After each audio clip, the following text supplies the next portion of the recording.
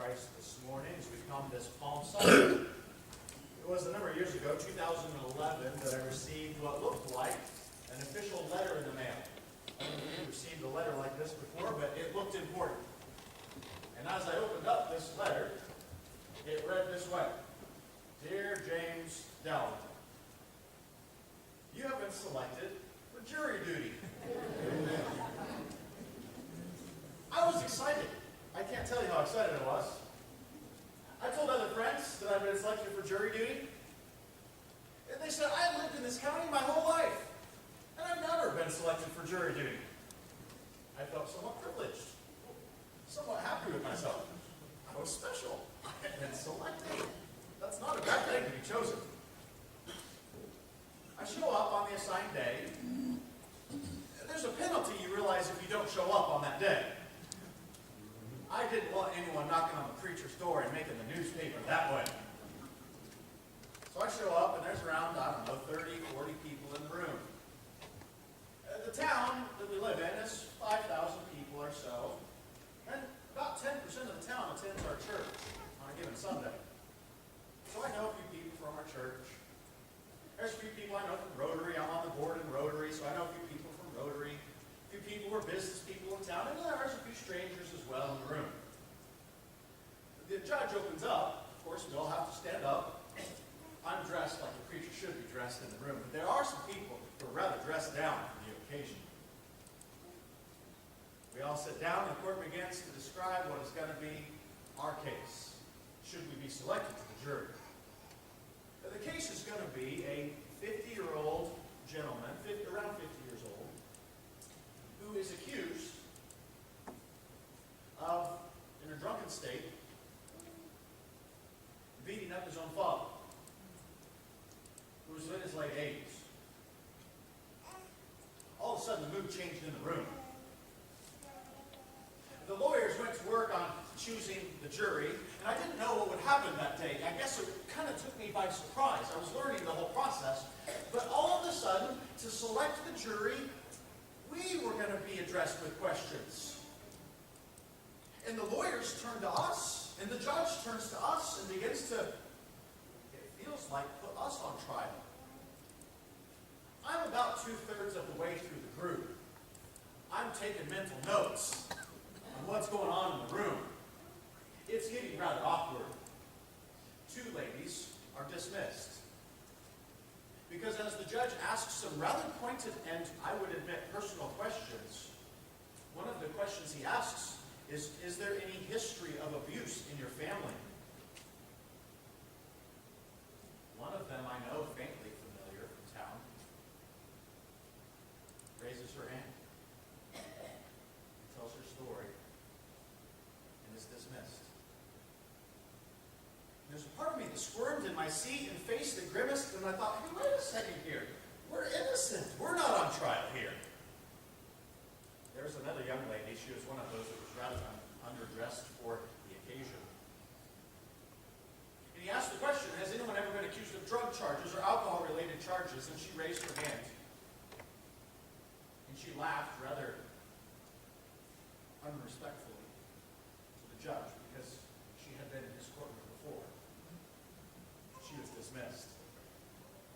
There was a man who was related to the officer in the case. He left as well. There was a gentleman who owned a business in town. I guess he had tried to get off of jury duty. Apparently he wasn't as excited about the opportunity as I was. He had tried to get off 3 other times, and the judge this time was rather upset with him that he once again had an excuse from his business trying to get off. Don't do that, by the way. There was a lady who claimed that she didn't know that she believed with the constitutional right that a defendant was not guilty until proven guilty. That made the judge squirm in his seat. And he asked, you do not believe in the Constitution and a personal right? I said, I don't know what I can say I do. He laughed, somewhat grimaced, and said, you're dismissed. I think maybe she did it on purpose. And then it came to me, the preacher in town. Let's see what dirt we can get up on the preacher. And there was just something inside of me that said, wait a second. This isn't, I'm innocent here. I've done nothing wrong. Why am I on trial in this seat? This morning, we're going to take us to a text in the Bible in the story of Jesus at a judgment seat. And if you have your Bibles, I want to encourage you to open up to the book of Luke. We'll hit the other Gospels as well, John, as well as Matthew, a little bit of Mark. But we want to start in the book of Luke, chapter 23. We've been talking about these enemies of the cross. Remember, starting in the book of Philippians, we've said, many live as enemies of the cross of Christ, Paul says. I say it with tears. Their God is their stomach. Their end is destruction. So we've talked about Judas. We've talked about the Pharisees. And one of the things we've said about the Bible is we don't want to look at the Bible and look at these characters and say, look at how bad they are. And look through the window at these characters. How do we want to see the Bible? Do you remember what I said week long?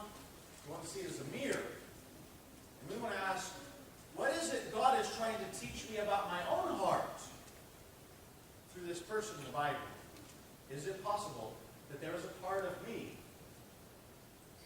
part of my heart, that could put me in opposition to the cross of Christ?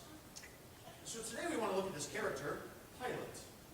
We're used to him in the Easter story, aren't we? And we open up in chapter 23, verse 1. The whole company of the chief priests and scribes, they have been in trial with Jesus all night. And they finally have levied enough accusations against Jesus, they think they have made their false case. And they come to Pilate, the whole company of them, and they're not even willing to walk into his palace, into his chamber, because they don't want to be defiled for the meal that evening. Think of the irony of that, by the way. Coming up with false charges, having a legal court at night, and then going, oh, we don't want to be defiled for the religious activities this evening. So they come in and listen to what they say. They come into Pilate, they begin accusing Jesus. We found this man misleading our nation. And then you'll find 3 charges. So put yourself in a courtroom. What are the 3 charges? He forbids us to give tribute to Caesar. He forbids us to give taxes. But wait a second. Do you remember something that Jesus has said once he came into Jerusalem? Just in the previous week. Give to Caesar what is Caesar's. And so there's this accusation that they're levying against him. And they're saying about Jesus, and he's saying himself to be a king. Now, we might have something there. What happened on this Palm Sunday, this week before Jesus' trial? As Jesus comes down into Jerusalem, and people shout, what? Hosanna! Hosanna! Blessed is he who comes in the name of the Lord. And they wave their palm branches, which would be about the same thing as holding a little American flag and waving it as the president rides into town. Because a palm branch was the national emblem for the freedom that was gained in Israel. And so they have this picture of Jesus riding into town like a king, and yet, what kind of king was he? So they charge him. Pilate, he claims to be a king. And Pilate asks, what kind of king? Are you the king of the Jews? Jesus merely says, in this instance, you have said that it's so. That's what they're saying. Then Pilate said to the chief priests and the crowds, I find no guilt in this man. They were urgent, and they said, he stirs up the people. Accusation number 3, he's causing riots. That's a big deal in Rome, to cause a riot. Remember what happens with Paul as he's accused of causing riots? He's imprisoned and taken away. So we have these 3 charges. Now keep those 3 charges in your pocket. You're on the jury. You're sitting here in the courtroom, and Pilate is on the stage. He's on the seat of judgment.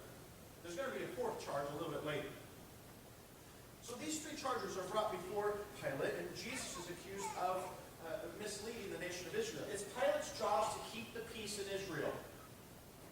And I want you to notice some of his reactions. Let's get inside Pilate's head and heart. We're going to look in the mirror. Number 1, we recognize this. Matthew teaches us that Pilate, at one point, was greatly amazed. That's the word, amazed. It's used over and over again of people who are amazed of Jesus, his teaching. There's times where Jesus is amazed of a centurion and his faith. But Pilate is amazed of Jesus at the fact that Jesus is so silent. I think maybe this is part of it.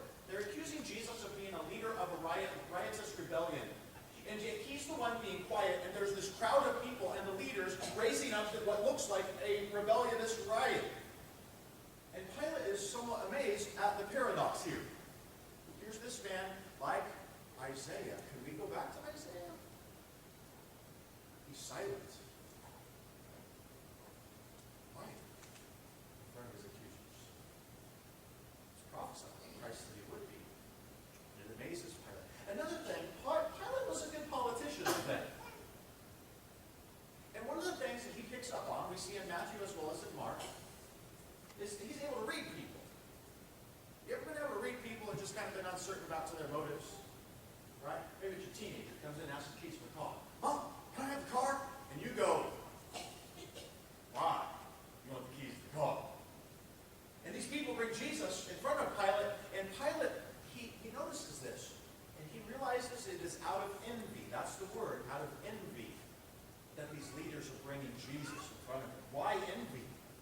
Because Jesus is getting a lot of attention, isn't he? Even as he rides into town a week before. And Pilate picks up on this. So we notice that Pilate has some reactions. And maybe we know this best about Pilate. That over and over again, what does Pilate try to do with Jesus? He tries to set him free, doesn't he? And you're watching this trial. And Mark Moore counts up 10 different times. Depending on if some of them are kind of the same instance, possible of 10 total times that Pilate tries to set Jesus free. Now, one of the things that we say about Pilate's story is we go, oh, that's nice. I don't know that we realize how fast this event took place. Jesus is brought to Pilate first thing in the morning, but this whole thing is over by noon. You ever had one of those mornings that was just a chaotic morning? Just a crazy morning, and it's by like that, and you're like, what just happened? I mean, just this last weekend, we had a women's event at Ozark Christian College. We had 300 extra ladies show up. And we had to figure out how we were going to feed them that night, or that next day. And it was just one of those days, it was just chaos. Here's this chaotic moment, and Pilate is making these decisions at a snap. Sometimes we judge him for it, don't we? When we have done things far worse. Pilate says things like this: judge Jesus for yourself. What crime has he committed? Who do you want me to release to you? Remember the name? Barabbas or Jesus. I find no basis of a charge for him. He sends him to Herod. Why? Because he finds out Jesus is a Galilean. And so he's like, oh, good. Finally, I can be free of him. I think we need to look at Pilate's motives here. I think part of Pilate wants to set Jesus free because he doesn't think he's guilty. But I also think there's another side of Pilate. He really just wants to wash his hands and be free of Jesus. Not just set Jesus free, but he wants to be free of Jesus. This man in this situation has upset his morning. What did I do to deserve this? There's a part of me that feels like Pilate feels like he's the one on trial here. He's the one on the judgment seat. But he feels like something is going on that might turn the light towards him and cause him some problems. So we see him trying to not only set Jesus free, but also to free himself of Jesus. And he'll say, what things has he done to deserve death? I'll punish him. I'll flog him and release him. I mean, let me at least flog him and let him go. Take him yourself, he finally says. I find no guilt in him. John says, from then on, I have tried to set Jesus free. Over and over and over again, Pilate seems to try to set Jesus free. Does this question ever come up in your mind? Why didn't he just do it? I mean, what was it about him? 10 different times he tries to set Jesus free. He sees that he's innocent. He wants to be free of Jesus. Then there's this text in Mark chapter 15, verse 15. I kind of normally skip over it. It's a very small text. Listen to what it says. Pilate, wishing to satisfy the crowd. That will get us into a lot of trouble, won't it? At times, that will put us in direct opposition of Jesus, won't it? At times, satisfying the crowd will cause us to trade in Christ, won't it? To be free of Christ, to set ourselves free, because we feel this pressure between Jesus and what's popular, between Jesus and what someone else wants, between Jesus and what our friends want, between Jesus and what we want. We find this pressure to satisfy, whether it's ourselves or the crowd.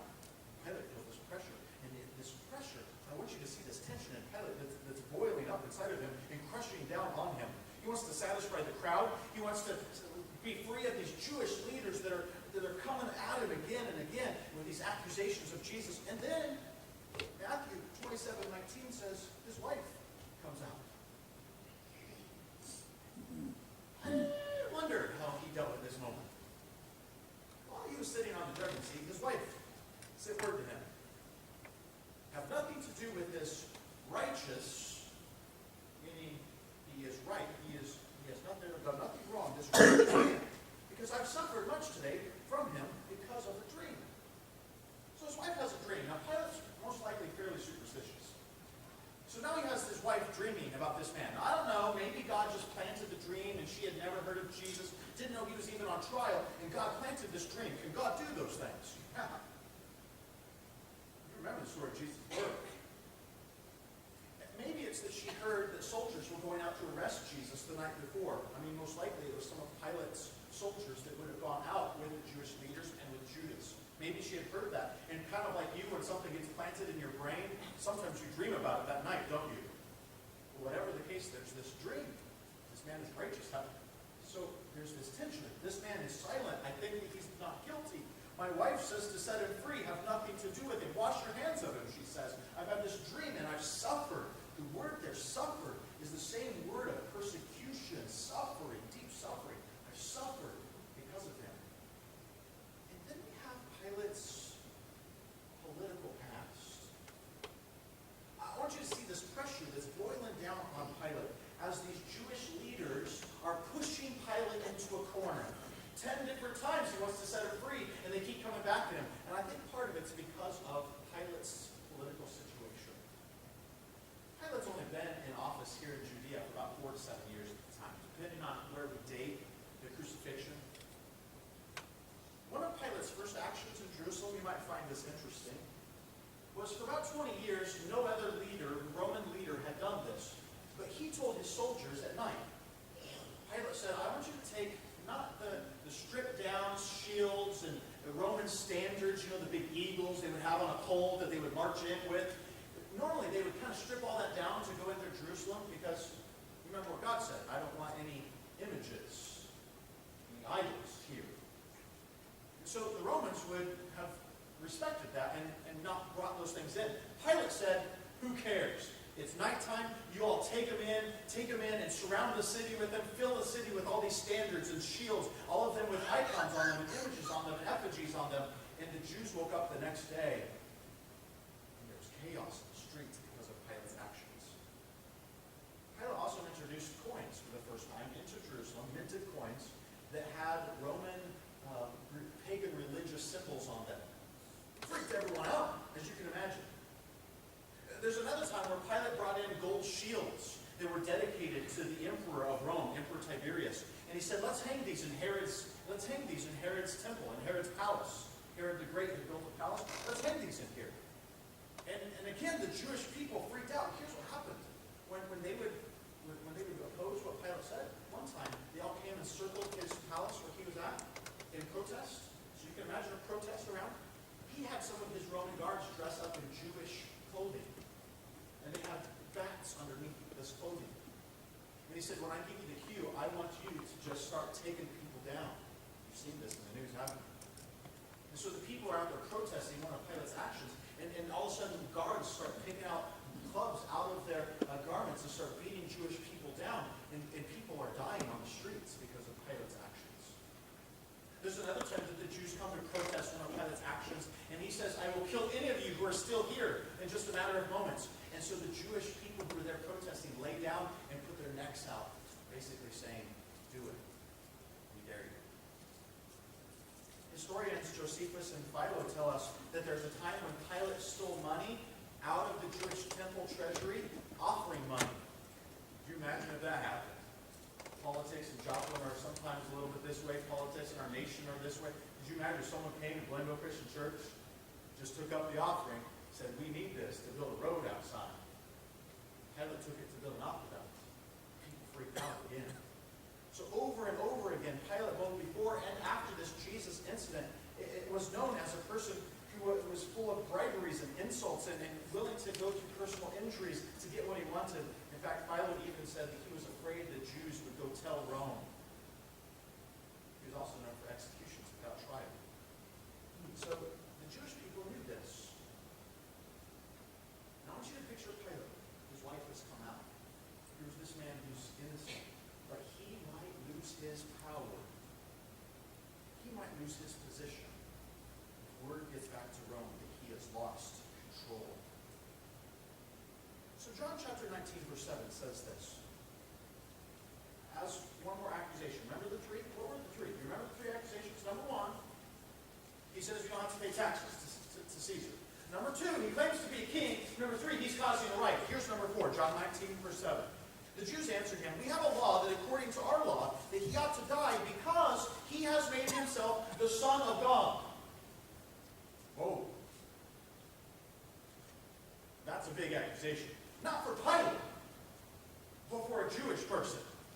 He has made himself out to be the Son of God. Don't miss that. When Pilate heard this statement, verse 8, listen to what John says. When Pilate heard this statement, he was even more afraid. The word there is the word phobia. He was even more. Apparently, Pilate was already afraid. What was he afraid of? What was Pilate? Perhaps losing his position and power? Perhaps he was afraid of surrendering this man who was just. I mean, he did sit on a judgment seat. He was supposed to stand for justice. Perhaps he was afraid of what that would mean. Perhaps he was afraid because of his wife's dream. And his superstitions caused him to feel like he was opposing the gods in this moment. But whatever the case, he felt like he was between a rock and a hard place. What was he to do? Now he hears that this man might be, or at least was believed to be, the son of God. Now in his Roman beliefs, then maybe that was the son of a god. And he's afraid. And so at that point in time, John says he entered his headquarters and listened to what he says to Jesus. I wish I could picture Pilate's face in this moment. I wish there was someone who was taking a picture with their iPhone in this moment of Pilate's face. Because as he comes in, here's what he says to Jesus. Where are you from? I only wish he knew the answer to that question. Where are you from? At that moment, Jesus gave him no answer. From then on, Pilate tried to set him free, John says. But the Jews cried out all the more. Listen to what they cry out. If you release this man, you are not Caesar's friend. So Pilate had a choice between a loyalty between two kings. This one who stood in front of him, and the one who sat on the throne in Rome. So when Pilate heard these words, he dreaded his position, his power, and his comforts, and his lifestyle. He brought Jesus out. He sat down on his judgment seat. The truth is Pilate wanted to remain neutral in this whole thing, didn't he? The whole time. He wanted to wash his hands of Jesus. He wanted to be free of Jesus. Didn't want to be confronted with who Jesus was. Do you know people like that in your life? They live their whole life and they don't want to come face to face with who Jesus is. You might bring up Jesus at family conversation. They just want to wash the hands of the conversation at family gathering. Let's not talk about politics or religion at family gatherings. They want to go their whole life and not be in front of Jesus. The truth is, as we all know and we believe, there's one day that Jesus will be on the judgment seat. See, I don't find it a coincidence that Pilate felt like he was under trial that day. Because in a small way, a little microcosm kind of way that previewed eternity, he was somewhat under trial. God was in complete control at that moment. And Pilate's heart was being exposed for what it really was. You ever feel that way as you stand before Jesus? You stand before his cross? Your motivations, your desire for comforts and power, your needs to be known, popular, your needs to achieve a little bit more. Sometimes when those things come before Jesus, when you stand before Jesus, you recognize what's really in your heart. So Pilate saw that he was gaining nothing. Listen to that phrase. Matthew 27:24. In this whole situation, Pilate saw that he was gaining nothing. He was getting nowhere. It's at that moment he saw that a riot was either going to begin. He took water. He washed his hands in front of the crowd.